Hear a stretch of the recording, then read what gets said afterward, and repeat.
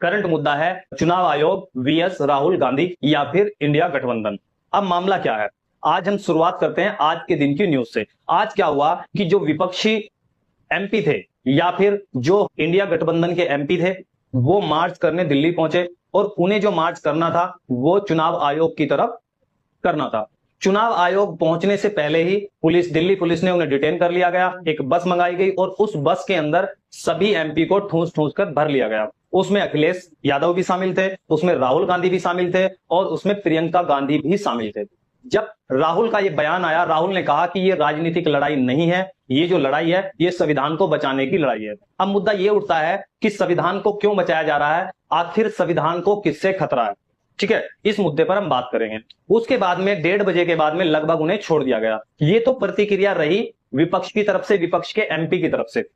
अब हम बात करते हैं चुनाव आयोग की क्या प्रतिक्रिया रही। चुनाव आयोग ने कहा कि हमने एक लेटर जारी किया, ये न्यूज के हवाले से खबर है कि चुनाव आयोग ने कहा कि हमने जयराम रमेश के नाम पर एक लेटर इशू किया था और हमने बोला था कि चुनाव आयोग में सभी एमपी को बैठने की व्यवस्था नहीं है, इसीलिए आप लोग 30 एमपी लेकर आओ और हम बातचीत करने के लिए तैयार हैं।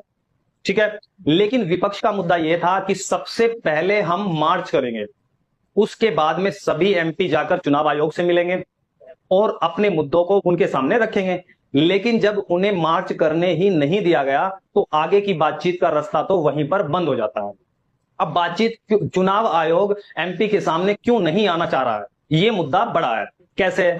आप जानते हो कि चुनाव आयोग में जो इलेक्शन कमिश्नर होते हैं या फिर चीफ इलेक्शन कमिश्नर होते हैं या फिर इलेक्शन कमिश्नर होते हैं, आप जानते हो कि चुनाव आयोग में 3 मेंबर होते हैं। सबसे पहले मुख्य चुनाव आयुक्त होते हैं और 2 चुनाव आयुक्त होते हैं। ठीक है, और संविधान में इन्हें संवैधानिक ताकत मिली हुई है या फिर सिक्योरिटी मिली हुई है, सुरक्षा मिली हुई है। संविधान के आर्टिकल 324 के तहत भाग 15 में जो चुनाव आयोग है उसे सुरक्षा दी गई है ताकि किसी भी गवर्नमेंट का कोई भी उसके ऊपर एक तरीके से दबाव ना बन सके।